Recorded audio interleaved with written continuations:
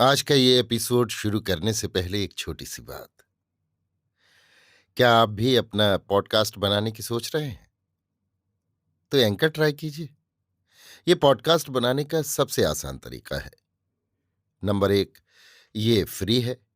Number दो, इसमें कई सारे ऐसे टूल्स हैं जो आपको अपने फोन और कंप्यूटर पर रिकॉर्ड और एडिट करने की फैसिलिटी देते हैं।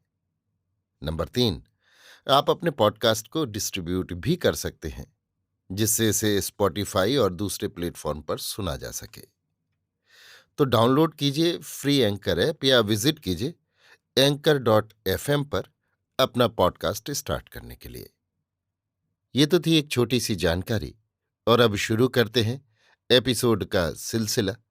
तो आज के एपिसोड में लीजिए सुनिए लियो टॉलस्टॉय की लिखी कहानी क्षमादान, मेरी यानी समीर गोस्वामी की आवाज में। इस कहानी का हिंदी रूपांतर किया है मुंशी प्रेमचंद ने। दिल्ली नगर में भागीरथ नाम का युवक सौदागर रहता था। वह उसकी अपनी 2 दुकानें और एक रहने का मकान था। वो सुंदर था। उसके बाल कोमल, चमकीले और घुंघराले थे। वो हंसोड़ और गाने का बड़ा प्रेमी था। युवावस्था में उसे मद्य पीने की बान पड़ गई थी। अधिक पी जाने पर कभी कभी हल्ला भी मचाया करता था, परंतु विवाह कर लेने पर मद्य पीना छोड़ दिया था। गर्मी में एक समय वो कुंभ पर गंगा जाने को तैयार हो अपने बच्चों और स्त्री से विदा मांगने आया। स्त्री: प्राणनाथ, आज न जाइए, मैंने बुरा सपना देखा है। भागीरथ: प्रिय, तुम्हें भय है कि मैं मेले में जाकर तुम्हें भूल जाऊंगा? स्त्री: ये तो मैं नहीं जानती कि मैं क्यों डरती हूं। केवल इतना जानती हूं कि मैंने बुरा स्वप्न देखा है। मैंने देखा है कि जब तुम घर लौटे हो तो तुम्हारे बाल श्वेत हो गए हैं। भागीरथ: ये तो सगुन है।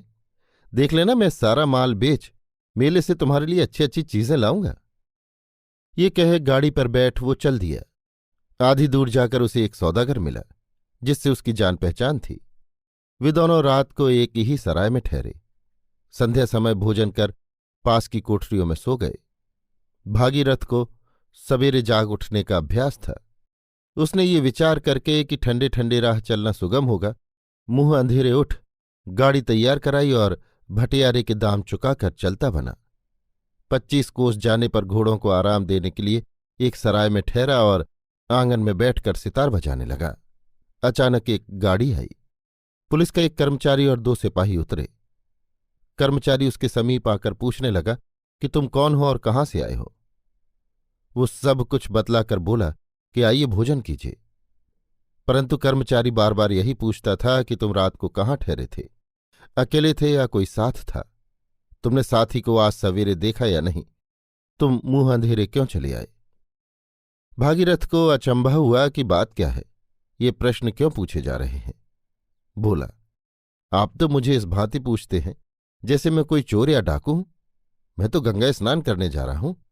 आपको मुझसे क्या मतलब है? कर्मचारी: मैं इस प्रांत का पुलिस अफसर हूं और ये प्रश्न इसलिए करता हूं कि जिस सौदागर के साथ तुम कल रात सराय में सोए थे वो मार डाला गया। हम तुम्हारी तलाशी लेने आए हैं। ये कहे वो उसके असबाब की तलाशी लेने लगा। एकाएक थैले में से एक छुरा निकला। वो खून से भरा हुआ था। ये देखकर भागीरथ डर गया। कर्मचारी: ये छुरा किसका है? इस पर खून कहाँ से लगा? भागीरथ चुप रहा। उसका कंठ रुक गया। हिचकता हुआ कहने लगा, मेरा नहीं, मैं नहीं जानता। कर्मचारी: आज सवेरे हमने देखा कि वो सौदागर गला कटे चारपाई पर पड़ा है। कोठरी अंदर से बंद थी, सिवाय तुम्हारे भीतर कोई न था। अब ये खून से भरा हुआ छुरा इस थैले में से निकला है। तुम्हारा मुख ही गवाही दे रहा है। बस तुमने ही उसे मारा है। बतलाओ किस तरह मारा और कितने रुपए चुराए हैं। भागीरथ ने सौगंध खाकर कहा, मैंने सौदागर को नहीं मारा। भोजन करने के पीछे फिर मैंने उसे नहीं देखा। मेरे पास अपने 8,000 रुपये हैं। ये छुरा मेरा नहीं है। परंतु उसकी बातें उखड़ी हुई थीं। मुख पीला पड़ गया था और वो पापी की भांति भय से कांप रहा था।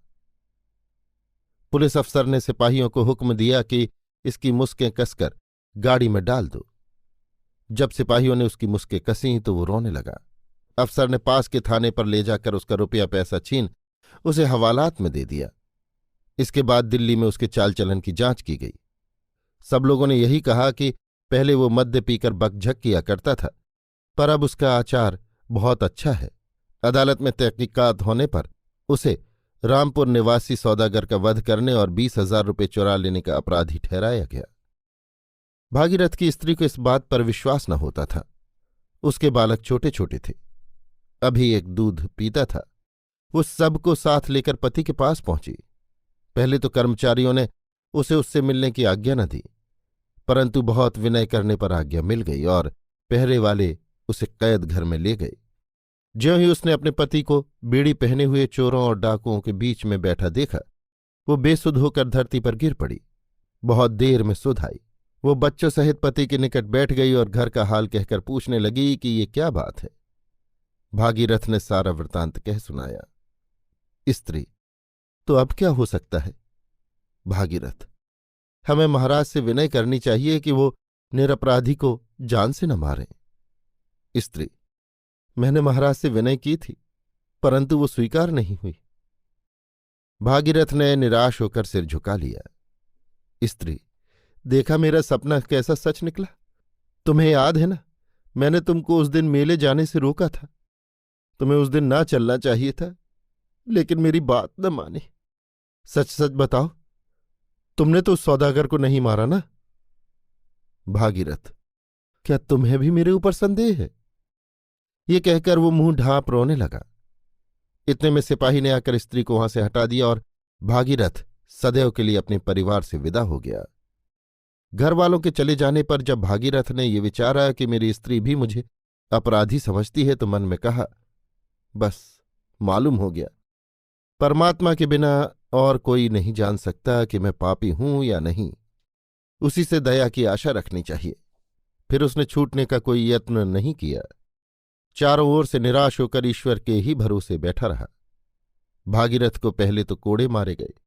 जब घाव भर गए तो उसे लोहगढ़ के बंदी खाने में भेज दिया गया। वो 26 वर्ष बंदी खाने में पड़ा रहा। उसके बाल पककर सनके से हो गए, कमर टेढ़ी हो गई, देह घुल गई। सदैव उदास रहता, न कभी हंसता न बोलता, परंतु भगवान का भजन नित्य किया करता था। वहां उसने दरी बुनने का काम सीखकर कुछ रुपया जमा किया और भक्तमाल मोल ले ली। दिन भर काम करने के बाद सांझ को जब तक सूरज का प्रकाश रहता, वो पुस्तक को पढ़ा करता और इतवार के दिन बंदीखाने के निकट वाले मंदिर में जाकर पूजा पाठ भी कर लेता था। जेल के कर्मचारी उसे सुशील जानकर उसका मान करते थे। कैदी लोग उसे बूढ़े बाबा अथवा महात्मा कहकर पुकारा करते थे। कैदियों को जब कभी कोई अर्जी भेजनी होती तो वे उसे अपना मुखिया बनाते और अपने झगड़े भी उसी से चुकाया करते। उसे घर का कोई समाचार न मिलता था। उसे ये भी न मालूम था कि स्त्री बालक जीते हैं या मर गए। एक दिन कुछ नए कैदी आए। संध्या समय पुराने कैदी उनके पास आकर पूछने लगे कि भाई, तुम कहाँ से आए हो और तुमने क्या क्या अपराध किए हैं? भागीरथ उदास बैठा सुनता रहा। नए कैदियों में एक 60 वर्ष का हट्टा कट्टा आदमी, जिसके दाढ़ी बाल खूब छटे हुए थे, अपनी राम कहानी यों सुना रहा था। भाइयों, मेरे मित्र का घोड़ा एक पेड़ से बंधा हुआ था। मुझे घर जाने की जल्दी पड़ी हुई थी। मैं उस घोड़े पर सवार होकर चला गया। वहां जाकर मैंने घोड़ा छोड़ दिया। मित्र कहीं चला गया था। पुलिस वालों ने चोर ठहराकर मुझे पकड़ लिया। यद्यपि ये कोई नहीं बतला सका कि मैंने किसका घोड़ा चुराया और कहाँ से, फिर भी चोरी के अपराध में मुझे यहां भेज दिया है। इससे पहले एक बार मैंने ऐसा अपराध किया था कि मैं लोहगढ़ में भेजे जाने लायक था, परंतु मुझे उस समय कोई नहीं पकड़ सका। अब बिना अपराध ही यहां भेज दिया गया हूं। एक कैदी: तुम कहाँ से आए हो? नया कैदी: दिल्ली से। मेरा नाम बलदेव सिंह है। भागीरथ: भला बलदेव सिंह, तुम्हें भागीरथ के घरवालों का कुछ हाल मालूम है? जीते हैं कि मर गए? बलदेव: जानना क्या, मैं उन्हें भली भांति जानता हूं। अच्छे मालदार हैं। हाँ, उनका पिता यहीं कहीं कैद है। मेरे ही जैसा अपराध उनका भी था। बूढ़े बाबा, तुम यहां कैसे आए? भागीरथ ने अपनी विपत्ति कथा न कही। केवल हाय कहकर बोला, मैं अपने पापों के कारण 26 वर्ष से यहां पड़ा सड़ रहा हूं। बलदेव, क्या पाप, मैं भी सुनूं? भागीरथ, भाई जाने दो, पापों का फल अवश्य भोगना पड़ता है। वो और कुछ न कहना चाहता था, परंतु दूसरे कैदियों ने बलदेव को सारा हाल कह सुनाया कि वो एक सौदागर का वध करने के अपराध में यहां कैद है। बलदेव ने ये हाल सुना तो भागीरथ को ध्यान से देखने लगा। घुटने पर हाथ मारकर बोला, वाह वाह, बड़ा अचरज है, लेकिन दादा तुम तो बिल्कुल बूढ़े हो गए। दूसरे कैदी बलदेव से पूछने लगे कि तुम भागीरथ को देखकर चकित क्यों हुए? तुमने क्या पहले कहीं उसे देखा है? परंतु बलदेव ने उत्तर नहीं दिया। भागीरथ के चित्त में ये संशय उत्पन्न हुआ कि शायद बलदेव रामपुरी सौदागर के असली मारने वाले को जानता है। बोला, बलदेव सिंह, क्या तुमने ये बात सुनी है और मुझे भी पहले कहीं देखा है? बलदेव, वो बातें तो संसार में फैल रही हैं, मैं किस तरह न सुनता। बहुत दिन बीत गए, मुझे कुछ याद नहीं रहा। भागीरथ, तुम्हें मालूम है कि उस सौदागर को किसने मारा था? बलदेव हंसकर, जिसके थैले में छुरा निकला वही उसका मारने वाला। यदि किसी ने थैले में छुरा छिपा भी दिया हो तो जब तक कोई पकड़ा न जाए उसे चोर कौन कह सकता है? थैला तुम्हारे सिराहने धरा था। यदि कोई दूसरा पास आकर छुरा थैले में छिपाता तो तुम अवश्य जाग उठते। ये बातें सुनकर भागीरथ को निश्चय हो गया कि सौदागर को इसी ने मारा है। उठकर वहां से चल दिया, पर सारी रात जागता रहा। दुख से उसका चित्त व्याकुल हो रहा था। उसे अनेक प्रकार की बातें याद आने लगीं। पहले स्त्री की उस समय की सूरत दिखाई दी जब वो उसे मेले जाने को मना कर रही थी। सामने ऐसा जान पड़ा कि वो खड़ी है। उसकी बोली और हंसी तक सुनाई दी। फिर बालक दिखाई पड़े। फिर युवा अवस्था की याद आई। कितना प्रसन्न चित्त था, कैसा आनंद से द्वार पर बैठा सितार बजाया करता था। फिर वो सराय दिखाई दी जहां वो पकड़ा गया था।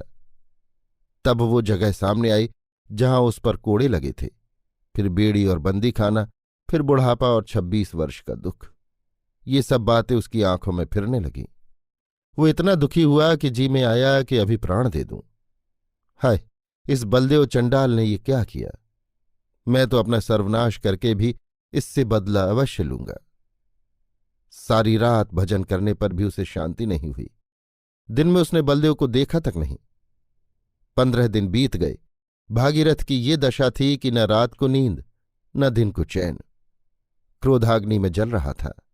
एक रात वो जेल खाने में टहल रहा था कि उसने कैदियों के सोने के चबूतरे के नीचे से मिट्टी गिरते देखी। वो वहीं ठहर गया कि देखो मिट्टी कहाँ से आ रही है। सहसा बलदेव चबूतरे के नीचे से निकल आया और भय से कांपने लगा। भागीरथ आंखें मूंद कर आगे जाना चाहता था कि बलदेव ने उसका हाथ पकड़ लिया और बोला, देखो, मैंने जूतों में मिट्टी भर के बाहर फेंक कर ये सुरंग लगाई है। चुप रहना, मैं तुमको यहां से भगा देता हूं। यदि शोर करोगे तो जेल के अफसर मुझे जान से मार डालेंगे। परंतु याद रखो कि तुम्हें मारकर मरूंगा, यों नहीं मरता। भागीरथ अपने शत्रु को देखकर क्रोध से कांप उठा और हाथ छुड़ाकर बोला, मुझे भागने की इच्छा नहीं, और मुझे मारे तो तुम्हें 26 वर्ष हो चुके। रही ये हाल प्रकट करने की बात, जैसी परमात्मा की आज्ञा होगी वैसा होगा। अगले दिन जब कैदी बाहर काम करने गए तो पहरे वालों ने सुरंग की मिट्टी बाहर पड़ी देख ली। खोज लगाने पर सुरंग का पता चल गया। हाकिम सब कैदियों से पूछने लगे।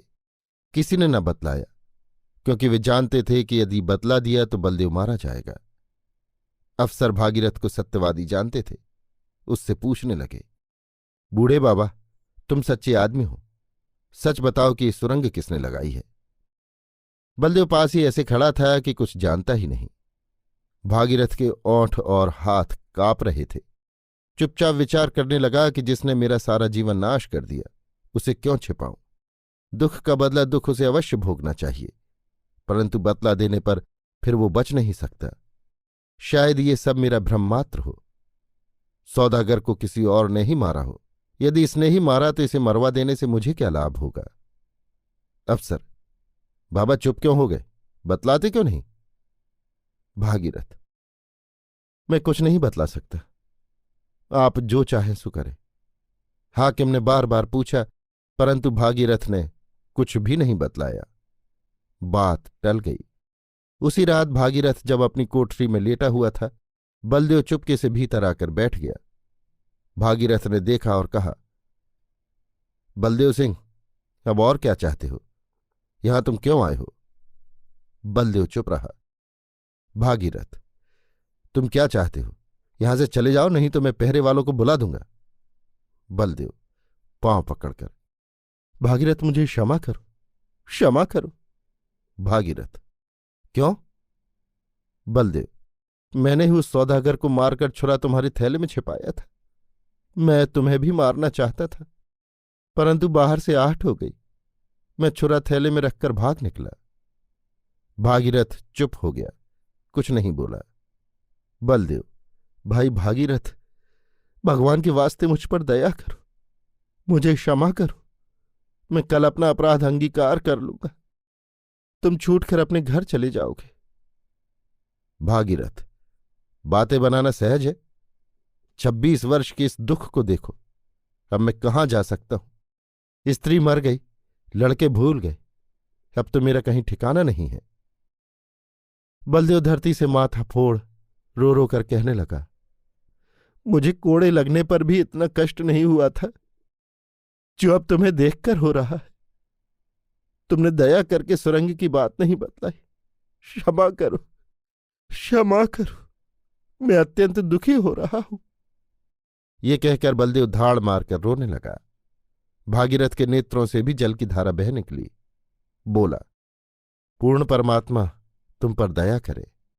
कौन जाने कि मैं अच्छा हूं अथवा तुम अच्छे हो। मैंने तुम्हें क्षमा किया।